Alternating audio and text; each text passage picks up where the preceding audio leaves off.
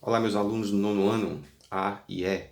Essa é uma videoaula que eu estou gravando para vocês sobre a nossa avaliação AV1, que é a primeira da segunda unidade.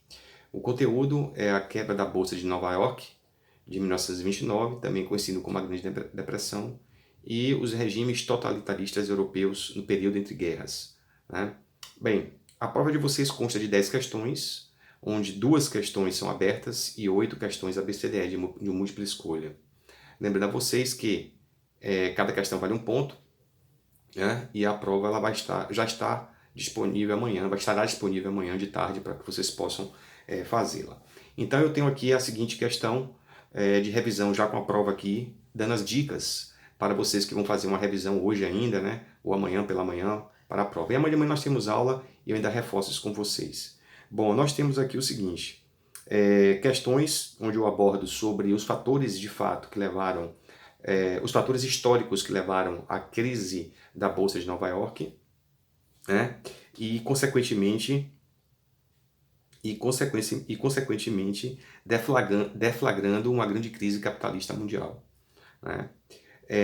Abordo isso talvez em 2 questões, principalmente os fatores que antecederam a crise de Nova York, ou seja, a superprodução, o consumismo, o way of life, que é o estilo americano de viver, né? Isso provocou uma corrida, né, uma busca muito grande pelo consumismo, pela produção nas grandes indústrias e as ações que foram colocadas nas bolsas de valores com o intuito de ganhar dinheiro. Então essa corrida capitalista nos Estados Unidos levou à quebra da Bolsa de Valores de Nova York.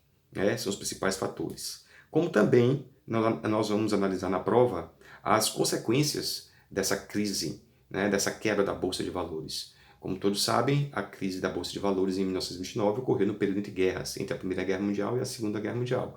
E isso levou a um colapso da economia que estava interligada com a moeda americana, uma vez que os americanos tinham negócios com vários países do mundo, principalmente os europeus, que estavam se recuperando ainda da Primeira Guerra Mundial. O Brasil também entra nessa, porque o Brasil era agrário exportador, com café principalmente, e os principais países que consumiam o café brasileiro também entraram em crise, e isso provocou uma, uma, uma crise também na economia brasileira, já vista que as exportações elas caíram e isso afetou diretamente o setor produtivo do café, né?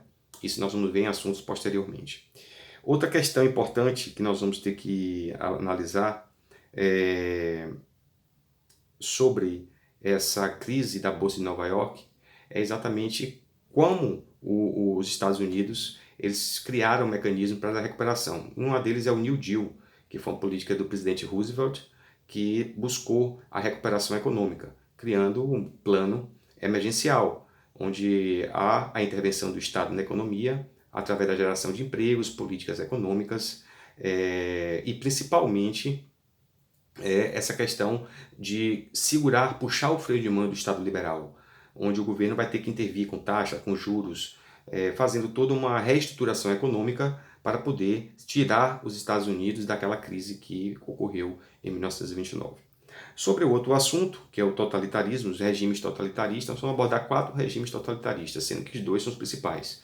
Vamos abordar o nazifascismo e o franquismo e também o de Salazar em Portugal. Desses 4, 3 eu abordo. Eu falo sobre o nazifascismo, o nazismo com Hitler na Alemanha e todo o surgimento desse regime totalitarista através do Partido Nazista, onde Hitler ingressa no mundo político através do Partido Trabalhador Socialista, de extrema-direita, né, nacionalista socialista, que depois virou partido, né, nazista. Ele afasta o Terceiro Reich, ou melhor, ele afasta o segundo a República de Weimar e implanta o Terceiro Reich.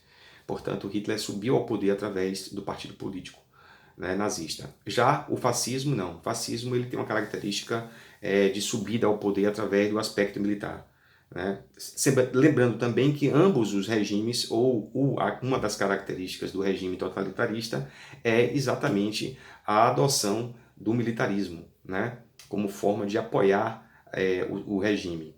Todos os sistemas totalitaristas têm essa característica. No caso da Itália, como Benito Mussolini, o fascismo, ele era militar. Hitler não era militar, né? Mas ganhou apoio militar.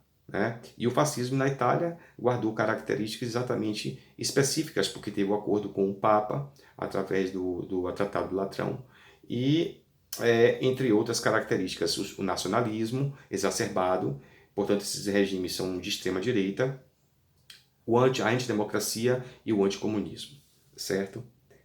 Nós temos também dentro dessa questão do totalitarismo, né, as características de ambos os regimes, que já coloquei aqui, né, o socialismo e o nacionalismo, como também as questões abertas, onde eu questiono exatamente aqui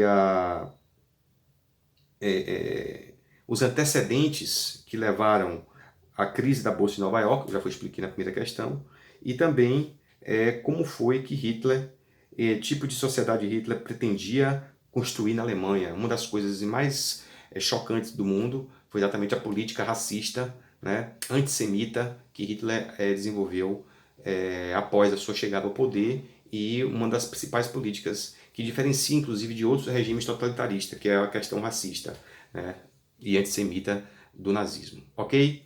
Essas são as dicas, gente. Ouçam com atenção, voltem várias vezes aí, porque a prova já está sustentada em cima disso aí, ok? Um abraço a todos.